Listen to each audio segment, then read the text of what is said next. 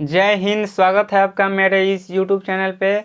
आज हम लोग बायोलॉजी का दूसरा क्लास लेके आए हैं। आज हम लोग पढ़ेंगे प्लाज्मा मेम्ब्रेन क्या है, सेल वॉल क्या है, सेल्यूलोज क्या है। इसके पिछले क्लास में हम लोग पढ़े थे सेल डिवीजन, कोशिका विभाजन क्या होता है। इसको हम लोग कल कंप्लीट किए थे। सबसे अधिक कोशिका विभाजन किस में होता है और सबसे कम किस में होता है, उसको हम लोग कल इसके पिछले वीडियो में क्लियर किए थे। इसके पिछले वीडियो में जो हम लोग पढ़े थे उसको एक बार फिर से रिकैप करते हैं। देखिए, फादर ऑफ बायोलॉजी अरस्तु को कहते हैं फादर ऑफ बायोलॉजी, अरस्तु को कहते हैं फादर ऑफ जूलॉजी, अरस्तु को ही कहते हैं क्योंकि पहले जूलॉजी को ही बायोलॉजी माना जाता था, इसलिए फादर ऑफ बायोलॉजी अरस्तु, फादर ऑफ जूलॉजी अरस्तु। फादर ऑफ बॉटनी थियोफ्रस्टस को कहते हैं, फादर ऑफ बॉटनी थियोफ्रस्टस को कहते हैं। देखिए, सेल का बायोलॉजिकल नाम साइटो होता है, सेल का बायोलॉजिकल नाम साइटो होता है। इसका अध्ययन क्या कहलाता है? साइटोलॉजी कहलाता है। सेल का अध्ययन क्या कहलाएगा? साइटोलॉजी कहलाएगा। इसका खोज किसने किया था? रॉबर्ट हुक ने किया था। सेल का खोज किसने किया? रॉबर्ट हुक ने खोज किया। लेकिन ये जो सेल का खोज किए थे, मरा हुआ सेल का खोज कर दिए थे। जीवित सेल का खोज किसने किया था? एंटोनी वॉन लीवेनहॉक ने जीवित कोशिका का खोज किया था। हुक ने क्या चीज का? मरा हुआ, और हॉक ने जीवित का। इसका सिद्धांत किसने दिया था? इसका सिद्धांत स्लाइडेन एवं स्वान ने दिया था। स्लाइडेन एवं स्वान ने दिया था इस कोशिका का क्या करना है क्या नहीं। देखिए, पूरा दुनिया भर में सबसे बड़ा कोशिका शुतुरमुर्ग का अंडा होता है और सबसे छोटा कोशिका माइकोप्लाज्मा होता है। देखिए, मानव में सबसे बड़ा कोशिका ओवम होता है और सबसे छोटा कोशिका स्पर्म होता है और सबसे लंबा न्यूरॉन होता है। जो ब्रेन को ही न्यूरॉन कहा जाता है और ये जो ब्रेन का डॉक्टर होता है न्यूरोलॉजिस्ट कहा जाता है। क्लियर? देखिए, सबसे अधिक कोशिका विभाजन कहाँ होता है? लीवर में होता है। सबसे कम कहाँ होता है? ब्रेन में होता है। मतलब कि जन्म के बाद ब्रेन में कभी कोशिका विभाजन होता ही नहीं, इसलिए ब्रेन को हम लोग एकदम सेफ्टी से रखते हैं। क्लियर? चलिए आगे हम लोग समझते हैं प्लाज्मा मेम्ब्रेन क्या है, सेल वॉल क्या है, सेल्यूलोज क्या है। जब तक आप लोग चाहे तो एक इसका स्क्रीनशॉट ले सकते हैं। आई होप आप लोग इसका स्क्रीनशॉट ले लिए होंगे। आइए अब हम लोग समझते हैं प्लाज्मा मेम्ब्रेन क्या है और सेल वॉल क्या है। इसको हम लोग क्लियर करते हैं। सबसे पहले आप लोग को एक यहाँ पे डायग्राम दिख रहा होगा। इसके अंदर लिखा हुआ है माइक्रोकॉन्ड्रिया, Golgi body, vacuoles, ribosome, etc, बहुत सारा। देखिए, सेल मेम्ब्रेन क्या है, प्लाज्मा मेम्ब्रेन क्या है। देखिए, प्लाज्मा मेम्ब्रेन को आप सेल मेम्ब्रेन कह सकते हैं। इसका बहुत सारा नाम है। प्लाज्मा मेम्ब्रेन कहिए या सेल मेम्ब्रेन कहिए, दोनों का मतलब क्या होता है? एक ही होता है, जिसको हिंदी में क्या कहते हैं? कोशिका झिल्ली कहते हैं। झिल्ली क्या होता है? जिसमें एक गुब्बारा की तरह बंद रहता है, उसको क्या कहते हैं? कोशिका झिल्ली कहते हैं। देखिए, कोशिका झिल्ली के अंदर क्या क्या होता है? देखिए, कोशिका झिल्ली के अंदर क्या होता है? माइक्रोकॉन्ड्रिया होता है। ये जो आप देख रहे हैं साइड, ये क्या है? कोशिका झिल्ली है। कोशिका झिल्ली में क्या होता है? माइक्रोकॉन्ड्रिया होता है, गोल्गी बॉडी होता है, vacuole, ribosome, cytosome, nitrosome, nucleus, endoplasmic reticulum, बहुत सारा चीज़ होता है। जो भी है, ये कोशिका का जो भी ऑर्गन है, जो भी अंग है, वो कहाँ रहता है? कोशिका झिल्ली में रहता है। एग्जाम में क्वेश्चन आ सकता है, कोशिका का जितना ऑर्गन है, जितना अंग है, वो कहाँ रहता है? तो कोशिका झिल्ली में रहता है। क्लियर? कोशिका झिल्ली क्या है आप लोग समझ गए। देखिए, समझते हैं सेल वॉल क्या है। कोशिका भित्ति, वाल मतलब होता है दीवार, और भित्ति का भी मतलब होता है दीवार, जिसको हिंदी में भित्ति कहिए, दीवार कहिए। तो कोशिका भित्ति क्या है, सेल वॉल क्या है? देखिए, समझते हैं। सेल वॉल जो होता है सेल्यूलोज का बना होता है। देखिए, पेड़ पौधा में देखिएगा तो वहाँ पे डबल लेयर रहता है, पेड़ रहता है, वहाँ पे साइड से ये सब क्या रहता है? लेयर रहता है। इसको क्या कहते हैं? सेल वॉल कहते हैं। ये सब जो होता है साइड से, ये क्या होता है? सेल वॉल होता है। देखिएगा, कोई जाएगा तो फोन से बतियाते रहेगा, हाँ हेलो कहाँ है, मारते चलेगा पेड़ को, वो बाहर वाला इस पर भी चोट लगता है। इसको क्या कहते हैं? सेल वॉल कहते हैं। जो साइड का रहता है पेड़ का, वो उसको क्या कहते हैं? सेल वॉल कहते हैं। वो क्या करता है? पेड़ को प्रोटेक्ट करता है।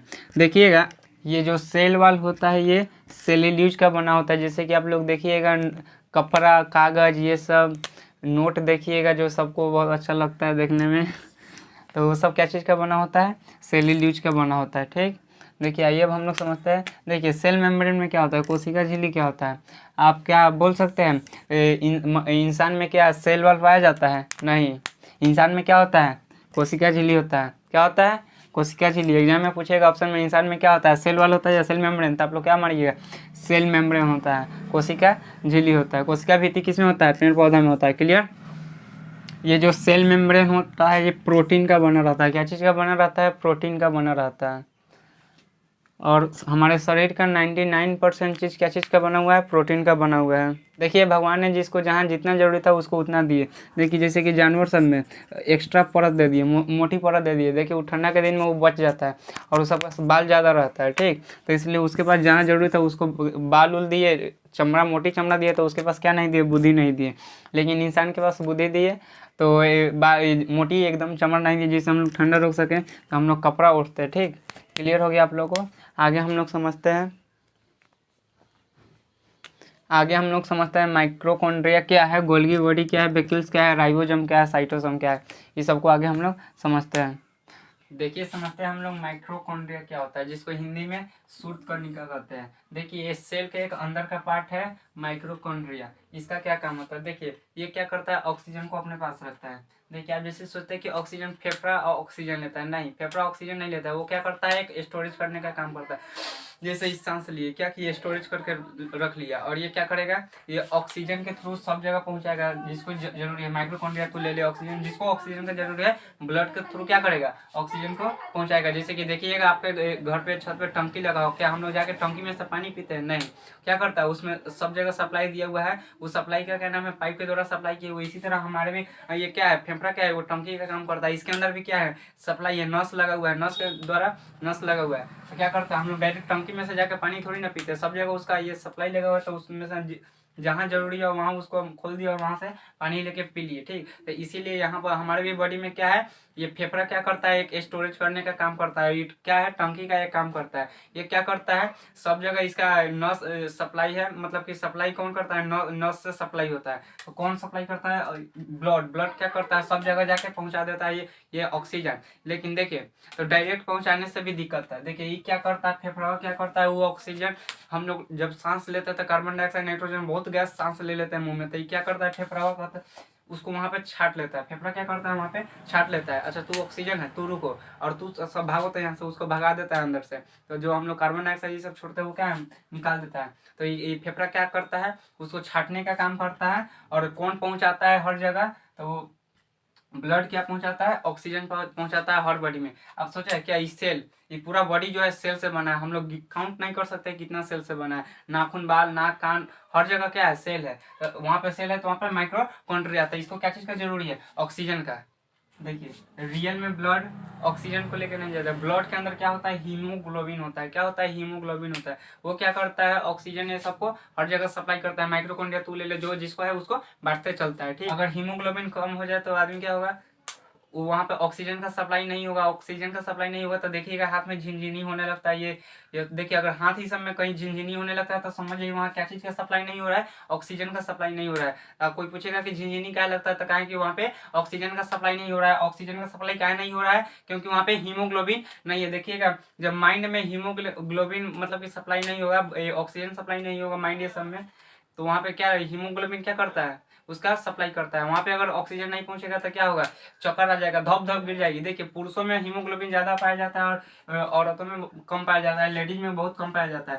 तो देखिएगा महिला सब कहीं भी जाएगी तो धड़ाक से गिर जाएगी। देखिए किसी का तो धड़ाक से गिर जाएगी, काहे गिर जाती है, तो उसके अंदर महिला में क्या होता है, हीमोग्लोबिन कम होता है पुरुषों के मात्रा में। क्लियर। अब चक्कर क्या आता है, क्योंकि वहां पे ऑक्सीजन का कमी आ जाता है, इसीलिए धप धप दिन भर गिरते रहता है। जो ज्यादा ये कमजोर हो जाते हैं तो वो धप धप गिरने लगता है, क्या है कि वहाँ पे ऑक्सीजन का सप्लाई नहीं हो रहा है। ऑक्सीजन का सप्लाई कौन करता है, हीमोग्लोबिन करता है। हीमोग्लोबिन कहाँ है, तो ब्लड का एक पार्ट होता है, ब्लड में होता है हीमोग्लोबिन। वो क्या करता है, ऑक्सीजन का सप्लाई करता है। आई होप आप लोग इतना क्लियर हो गए होंगे। देखिएगा फिर से रिकैप करते हैं। माइक्रोकॉन्ड्रिया को हिंदी में क्या कहते हैं, सूत्रकणिका कहते हैं।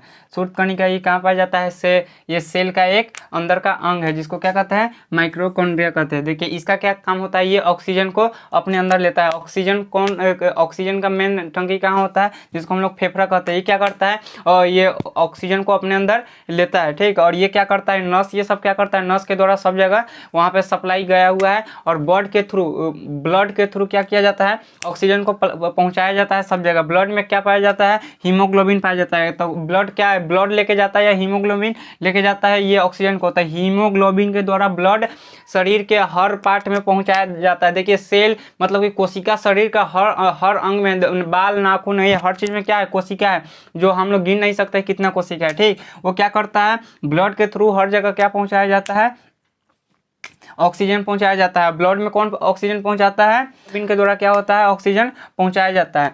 ऑक्सीजन कौन लेता है? माइक्रोकॉन्ड्रिया लेता है। ऑक्सीजन ही क्यों लेता है पता है? देखिए क्या पता है, ये ऑक्सीजन लेता है और इसके द्वारा माइक्रोकॉन्ड्रिया के अंदर एक साइकिल चलता है। कौन सा साइकिल चलता है? क्रेब्स साइकिल चलता है। कौन सा साइकिल? Krebs cycle. एक क्रेब्स नामक के व्यक्ति थे, उन्होंने क्या चीज़ का आविष्कार किया?